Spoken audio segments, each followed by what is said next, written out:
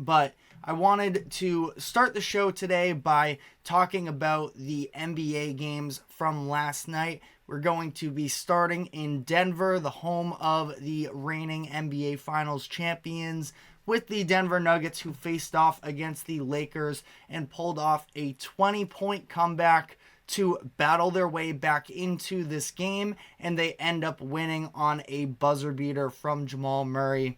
We got an incredible slate of NBA games last night, so we're absolutely going to get into everything there. But the Nuggets were down by 20 points in the third quarter, and they battled their way back. They did not hold a lead against the Lakers up until that Jamal Murray shot, at least in the fourth quarter, and they end up winning this game 104. They end up winning this game on the buzzer beater. It was tons of fun to watch in this one. The Lakers were cruising early with some very well executed offense. They were shooting well from three. D'Angelo Russell, who was really talked about during Monday's conversations because of how bad he performed over the weekend. He ends up knocking down 6 3-pointers in the first half, got out in the first few minutes and went 3 for 3 from the 3-point line. So he was impressive. Anthony Davis was just taking it to Jokic on the other end. They were both matched up. Davis finished the first half with 24 points on 11 of 12 from the field.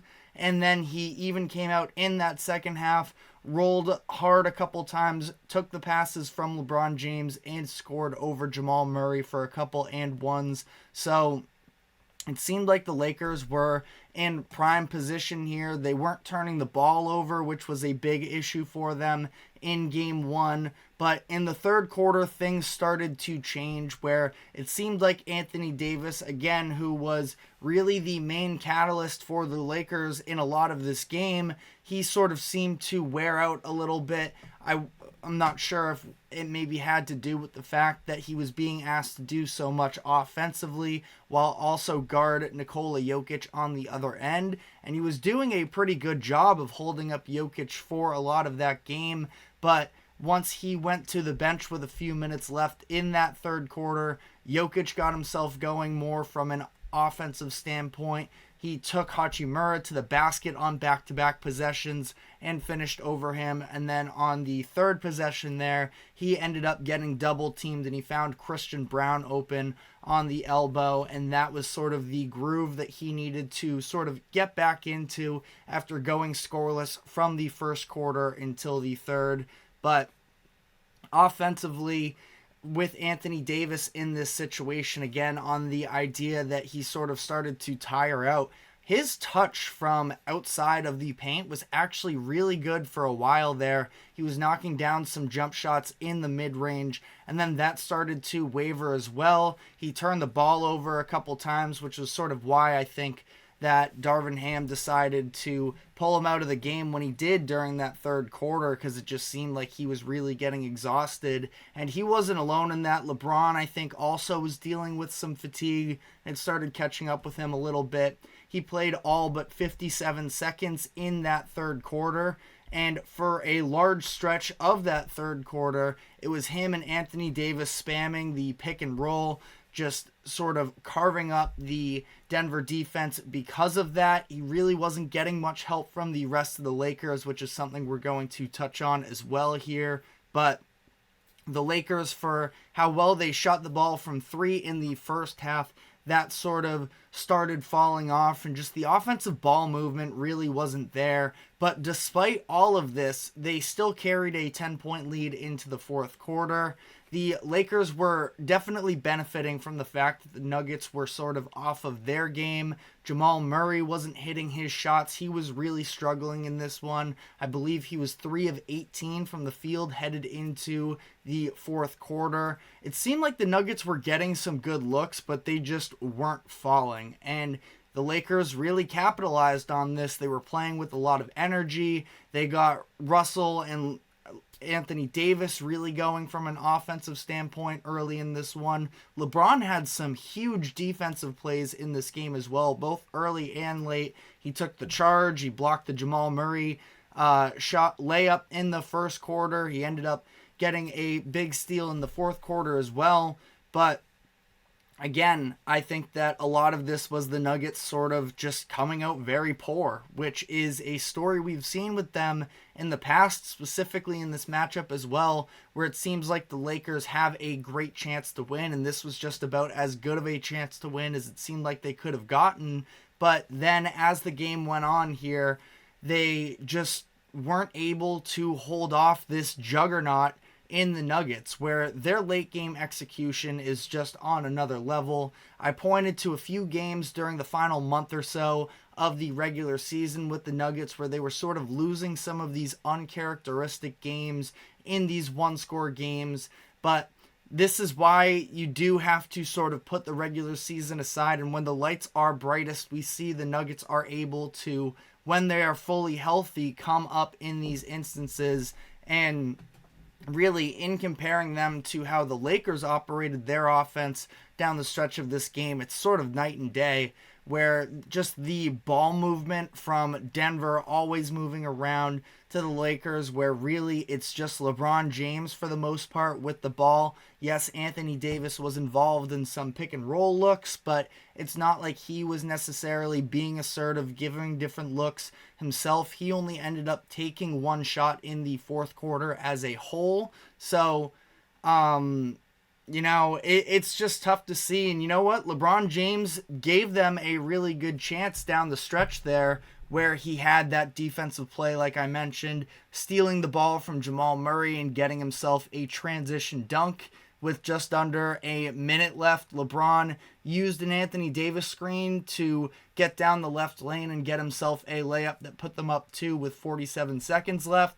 He did also create, it didn't end up falling, but he created a look for himself at the top of the key, as I think it was Kentavious Caldwell-Pope. It almost looked like he was trying to draw a foul a little bit, but no call there. LeBron takes the three. He's not able to hit it. That likely could have iced the game with 16 seconds left in it. But, on the other end, it was Jamal Murray, who we know can hit these difficult shots, and he just wasn't for a lot of this game. But in the fourth quarter, he had it going. Hit a couple tough ones in that final minute, including the buzzer beater to win the game. He went 6 of 8 from the field in the fourth quarter, scored 14 points. There was also that instance there when it just comes to, I can't even give the Nuggets all too much props for the play, I guess, because it was so dysfunctional, but with 1:15 left in the game, Michael Porter Jr. hit a 3 to tie the game at 95, but that came off of Jokic. It had seemed like he was trying to draw some type of a foul. We've seen him plenty of times throughout his career try and get that, 35-foot shooting foul that there's just no way it's ever really going to happen, but that's his, big goal that he's hunting after.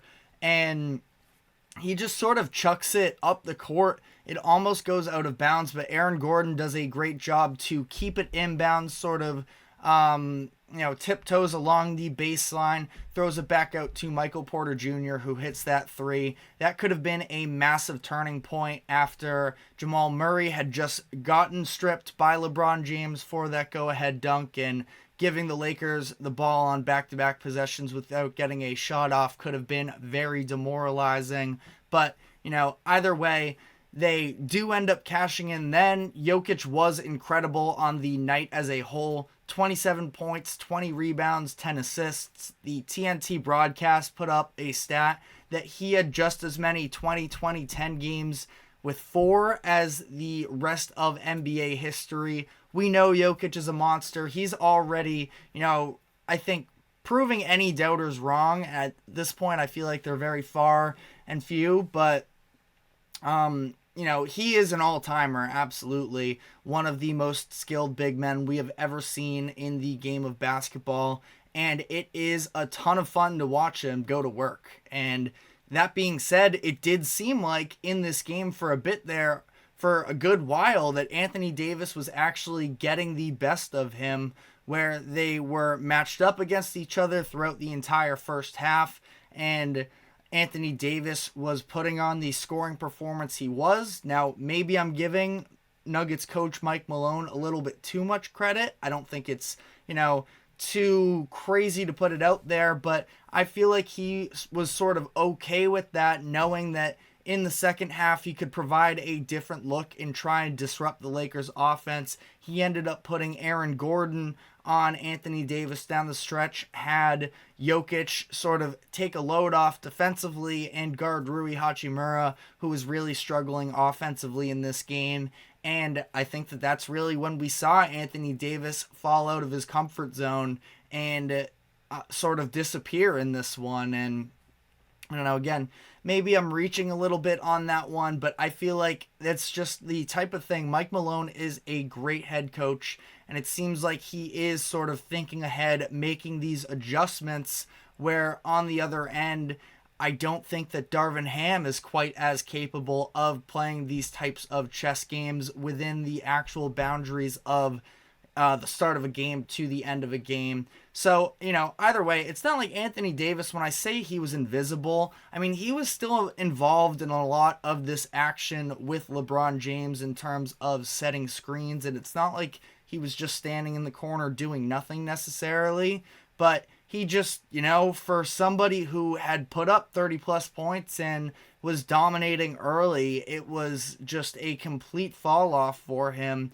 in terms of being the aggressor. And I feel like it's a combination of things, probably the fact that he was having to guard Jokic as much as he was, and it's a tough task to be able to go out and guard Jokic for 40 minutes and also be the aggressor on the other end and try and work through a physical defender in Aaron Gordon. But that's where I feel like the coaching advantage definitely is with Denver in this type of a series, because the Lakers couldn't make anything easier for Anthony Davis, and there was no emphasis to get him involved, really. So, I don't know.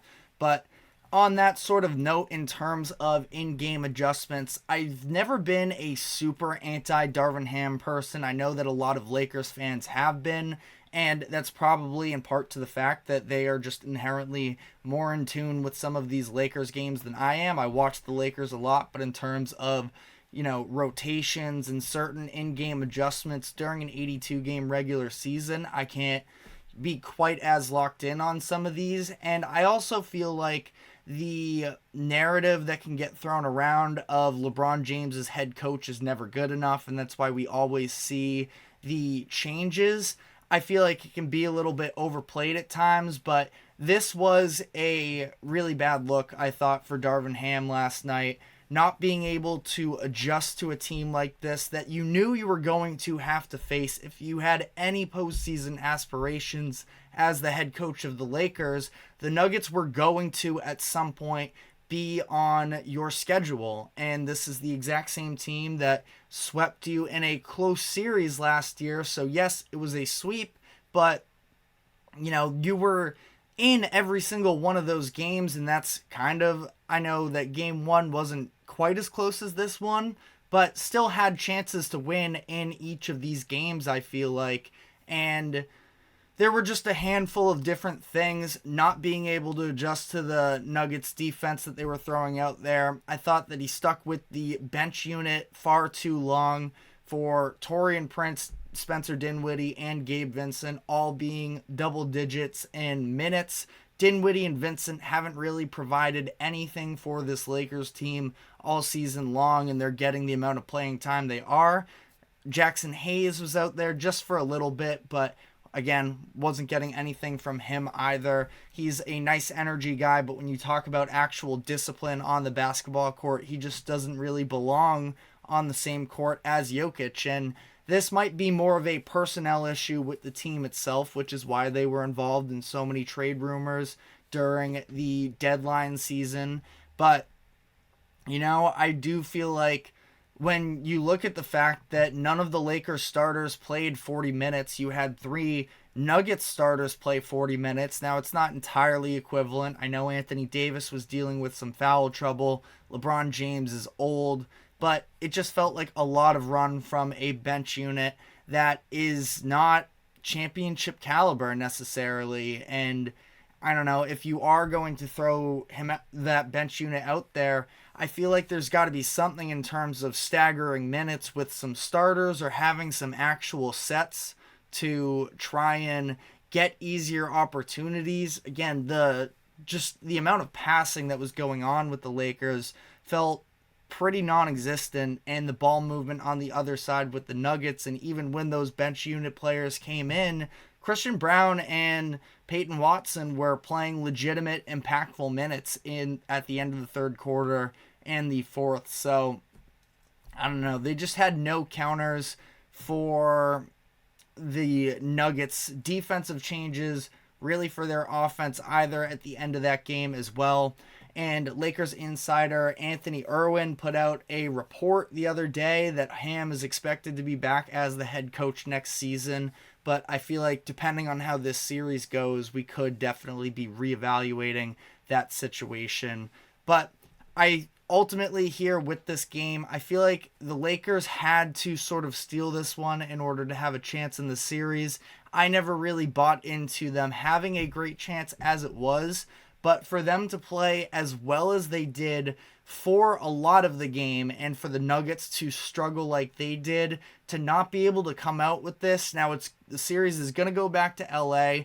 They'll get their home court advantage and maybe try and work themselves into a rhythm, but the margin of error against a team as talented as the Nuggets is just so slim, and I feel like this is one that really hurts. They were outcoached. They were outplayed by the players themselves. Again, I wouldn't even say they were fully outplayed, too, because of how much better they looked than the Nuggets, at least coming into the game. But down the stretch, at least, from a player and coaching perspective, they were shorthanded. And it obviously came through with the amazing execution by the Nuggets down the stretch. But this is a very tough one to swallow if you are a Lakers fan, and not gonna, dive into big picture necessarily all too much yet. We still have a series. Let me know in the comments section if you feel like there is anything the Lakers can do